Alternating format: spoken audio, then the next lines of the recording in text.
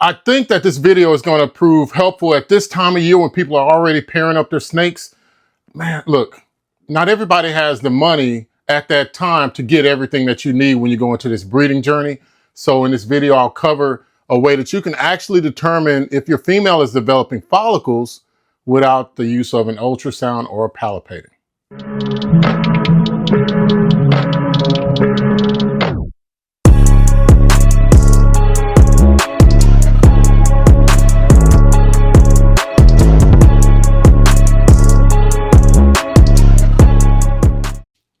Hey, how's it going, guys? It's Paul of Spheric Reptiles, and I brought with me Rihanna, our Cypress head clown female, just to kind of discuss this video. She's not an adult yet. She's only about 1,200 grams. So this is for all of those females that are over what I'm going to say 1,350 grams or more. You know what I mean? So why am I making this video? Well, I'm making it because in the truth of life, right? You want to do something that's outside of your norm, and so you choose to breed ball pythons. And in doing so, the number one thing that you should be concerned with, that every new breeder and existing breeder is concerned with, is getting great animals first, feeding them second, then comes housing, then comes incubation, and then lastly, normally, it's the ultrasound. Well, everybody doesn't have all of that money all at once to get everything.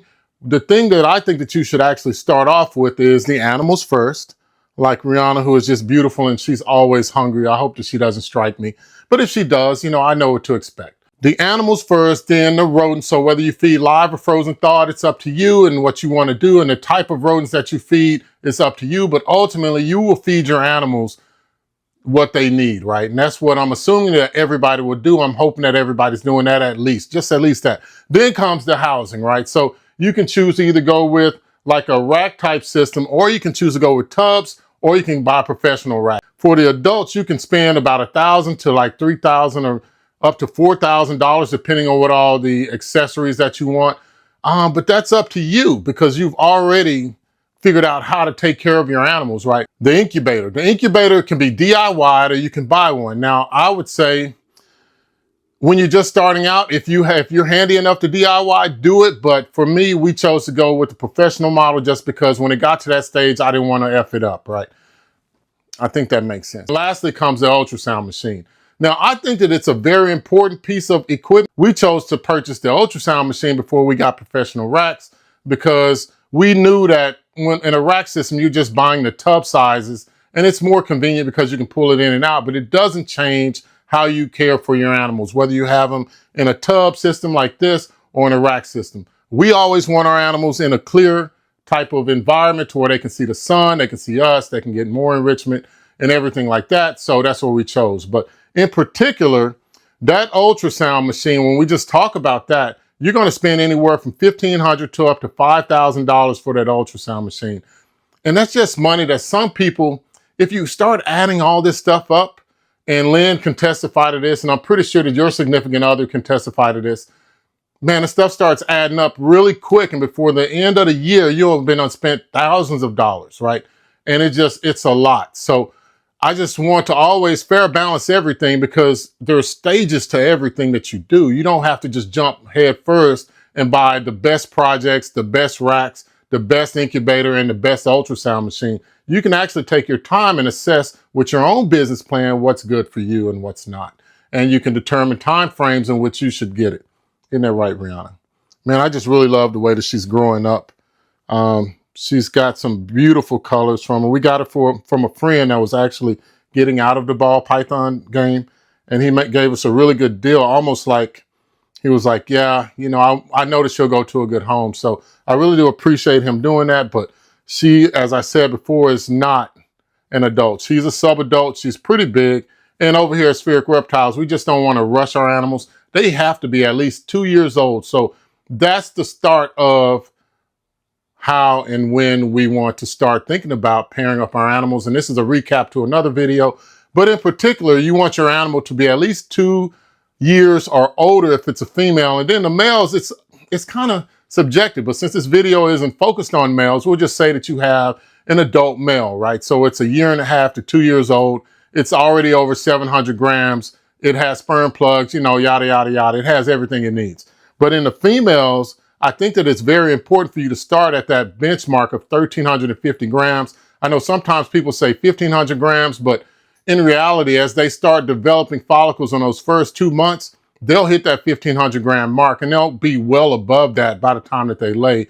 So with that, they will have the body composition. But in particular, when we do talk about body composition, and I'll use Rihanna as an example. So Rihanna is definitely a very, very strong snake at her age, right? We feed her one small rat once a week. And, you know, periodically during the winter, we'll skip a week just to make sure she cleans out her system since she's not breeding. But in particular, what you'll notice with your females is they will have a very rigid, like athletic build before you pair them up. If they're emaciated or they're overly fat, then that might actually hurt them. So you want to make sure that they're as fit as they can be before you start pairing them up. And then again, I'm going to re-stress that 1,350 grams and 2 years or older. And that's just what we do at Spheric Reptiles. Now, there's a lot of different things out there. And what I always say is do your research, compare what you've researched to what other people are saying before you actually make a decision.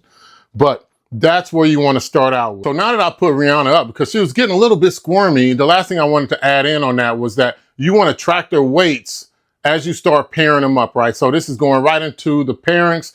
So you're going to pair them up for, you know, once a month. You're going to put that male inside of the female's container, remember, because that's where the pheromones are at. Then you want to use my secret sauce, which this video right here explains how to use that. And what you want to do is keep that male in there with the female for 48 to 72 hours, right? And it's up to you. Just make sure that you don't do it immediately after feeding. I typically wait 3 days after they fed so that I can make sure that the majority of the meal is digested. Now, inside of that female tub, if they choose to defecate in there, it doesn't hurt anything, because as soon as I take them out, I will clean them up. I would definitely give my male a bath to wash all those female pheromones off before I put them in the tub. But in particular, I am definitely, after I start doing that, I start weighing the animal, the female, every month to just see if she's having this explosion of growth. And so that's the thing that you are going to see. Now, I'll start with examples that we have, because this is what I think really helps when you have real world data to compare to what you're getting. Because if you don't have an ultrasound and you don't know how to palpate, which, you know, we have the ultrasound, and of course, you know, that can definitely help, as I said before, but I don't know how to palpate. And then the amount of pressure that I think you need, I mean, in the early stages, just to feel like a nickel size or a penny size follicle, when you're pushing up all the way up against the spine, I don't know. That's just me personally. So that's why we chose to get the ultrasound. So I'll start off with Chroma. Has a follicle size of 6, and she went to 18 millimeters in a span of 4 months, and she gained 444 grams, which is 111 grams per month.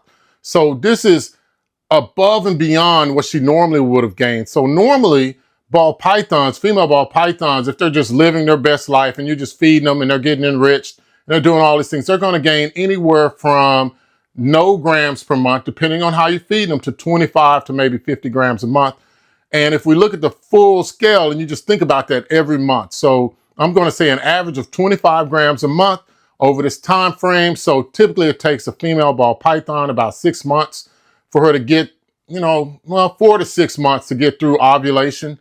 So I'm going to say with each month that normal ball python could gain during the same time period 100 grams to about 150 grams if she goes a full 6 months, or if she goes 4 months. So, man, but the number one thing that I really want to stress is that spike. So if you're tracking weights, it's the best way to determine if the follicles are actually growing or if it's just business as usual and this female is just playing around, you know. So you might see some tail wagging, you might even see a lock, but if she's not gaining weight, then you can almost say that she's not developing follicles, because weight is the biggest predictor.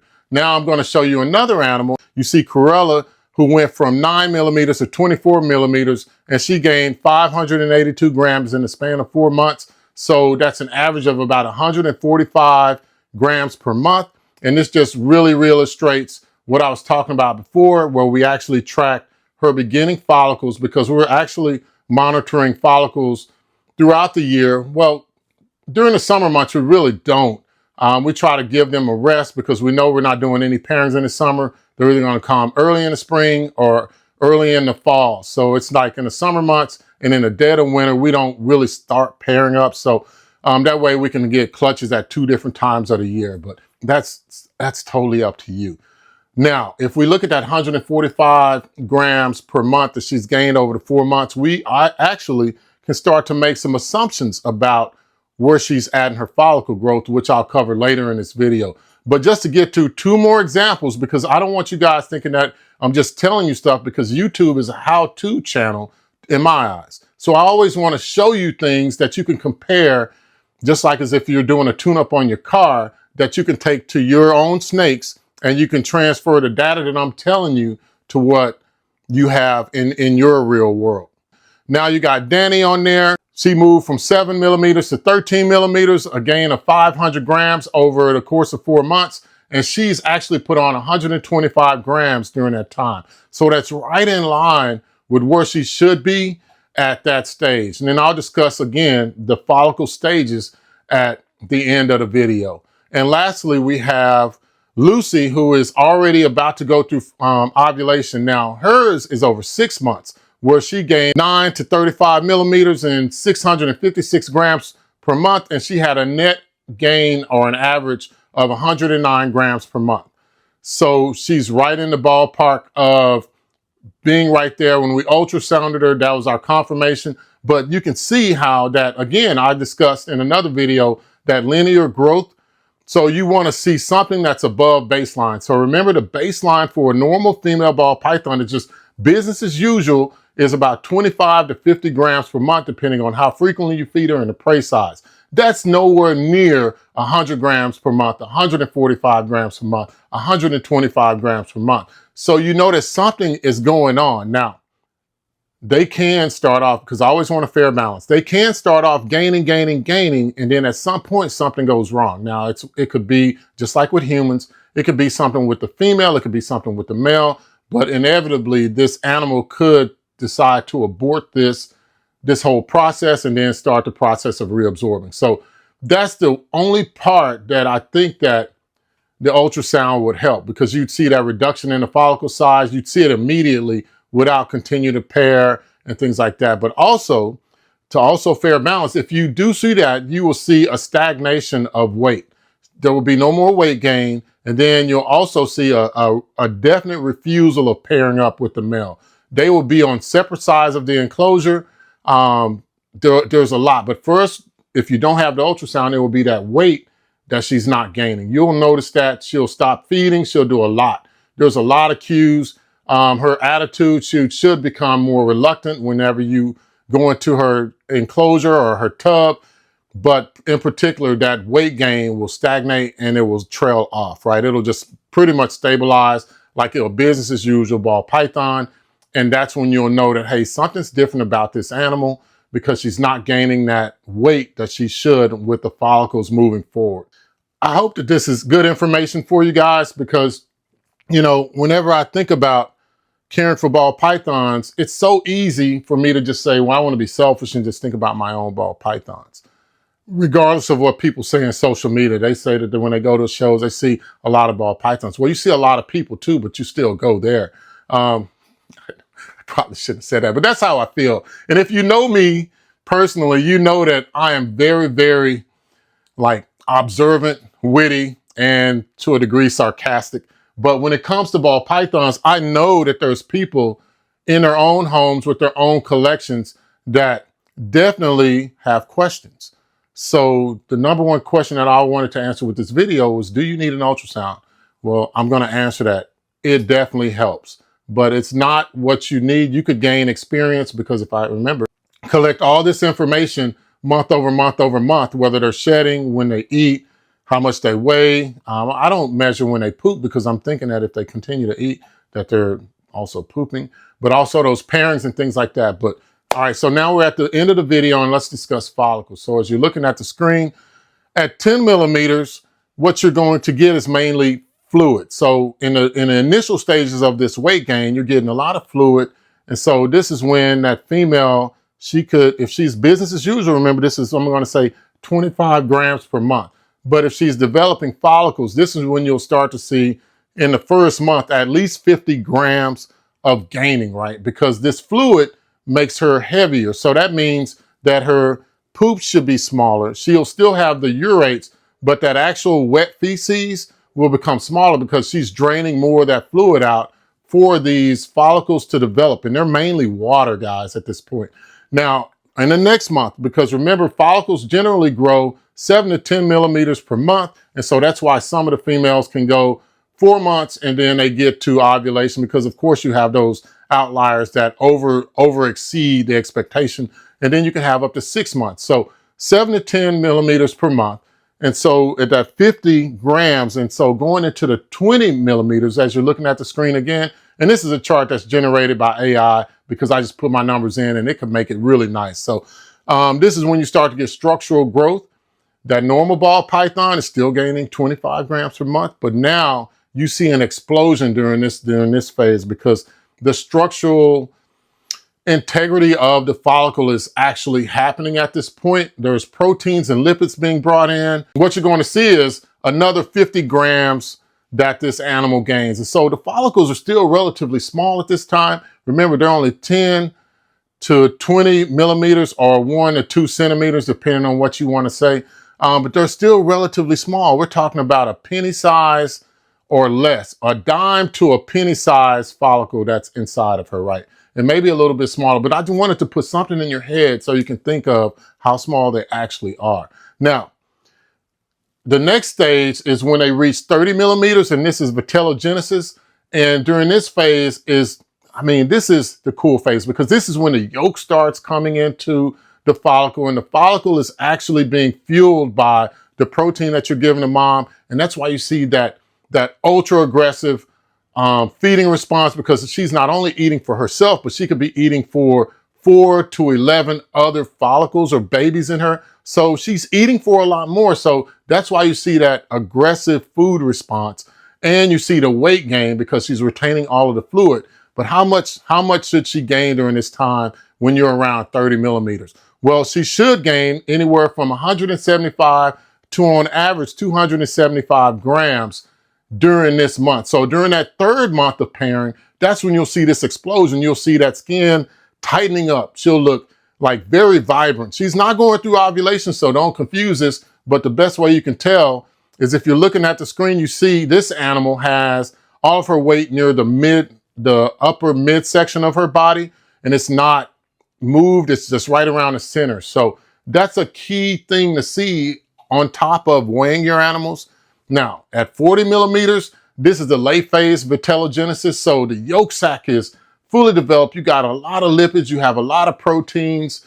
And the number one thing that happens at this stage is the follicle is moving towards ovulation. So this is the commitment phase is what I like to think of it. So at 40 millimeters, now what you're going to see is that you have a 325 to 450 gram weight gain over baseline. Now, remember, if this is 4 months or 5 months, depending on what you're thinking about, because the follicles generally grow 7 to 10 millimeters per month.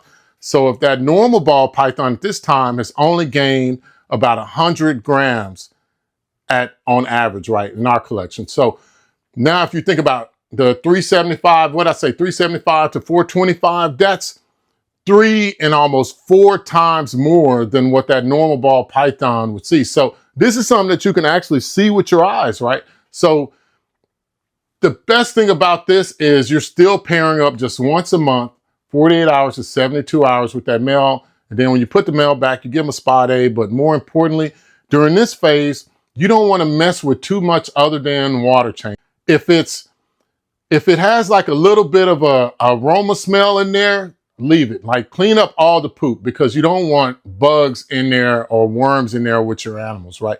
But during this phase, you want to leave that home environment for that female as consistent as possible. It may not be in the best of shape. She's going to move. If you have any type of bedding in there, this is when you'll notice her starting to move it out of the way. She might begin to bowl wrap at the end of the stage because she's moving into ovulation. So ovulation occurs around 45 millimeters on average, right? And it can take anywhere from 4 to 6 months. And for some females, it might even be 7 months. You know, so that's where you continue to track the weights. And remember, if she's still gaining weight above that baseline, you're probably good unless something dramatic happens. At 45 millimeters, what happens is you get ovulation, and she's going to gain on average about 400 to 600 grams from baseline. And now, at this time, what you're going to see is that weight starts to shift. She'll do her bowl wrapping or maybe water soaking, and then that weight will shift from the middle like my big belly, all the way down to her lower third. And then it'll look like the tail sucked in, but her lower half will look a lot bigger than the top. And in fact, her top portion during this phase, because she's about to go into ovulation and do her ovulation shed and all that, it'll look like her skin's been stretched out a little bit at the top, or where the eggs or the follicles used to be. This is what I got, guys. I hope that this helps you, knowing that your animal can gain from baseline, and you're tracking these weights per month. It should be about 100 to, I'm gonna say about 150 grams per month, or maybe 145 grams per month. At the end of it, you'll know that you're there when you see that weight shift down. She's gained about 400 to 600 grams. And, you know, I'm putting things on the screen. Of course, with these charts, what I would do is take a screenshot of these and save them for your future reference. And I just hope that this works, guys. I hope that this is information that you can use, because I want you to be successful, because remember, this channel is set up for you and your success. I'm sharing what we're seeing, but I'm also looking out to see what other people are seeing, because inevitably this is just our third season of breeding.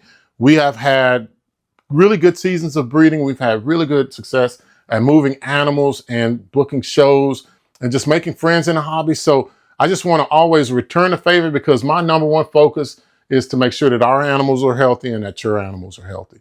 So as we close up, again, I discussed, you know, the cost of what every breeder uses, and then you have your choice of how you're going to house your animals, how you'll incubate your animals, and whether you need an ultrasound or not. Then I share with you some of the numbers that we actually have from 4 different animals at different stages of their follicular development, so that you can compare those to yours. And then lastly, I discussed and showed you charts of where each follicle is at as they move from 10 millimeters to 45 millimeters, and the respective weight gains that you should see as this animal progresses or if they regress. So I hope that this is good information. If you liked it, please hit that like button and subscribe. Let me know what you think in the comment section. And if nothing else, guys, enjoy that time that you spend with your reptiles, even as I got the curtains on here to hide them when they're doing the whoopee.